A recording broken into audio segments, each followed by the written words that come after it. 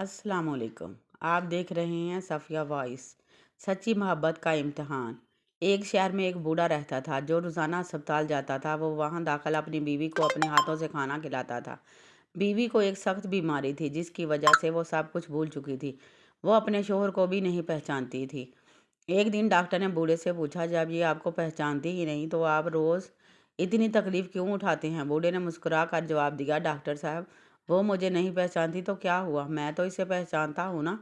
मेरी मोहब्बत इसकी याददाश्त की मोहताज नहीं है। डॉक्टर की आंखों में आंसू आ गए कि आज के दौर में भी ऐसी सच्ची मोहब्बत मौजूद है।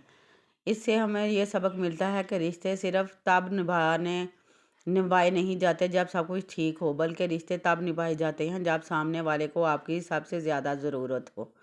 अगर आपको ये कहानी अच्छी लगी हो तो मेरे चैनल को सब्सक्राइब करें, लाइक करें, शेयर करें। अल्लाह हाफिज़।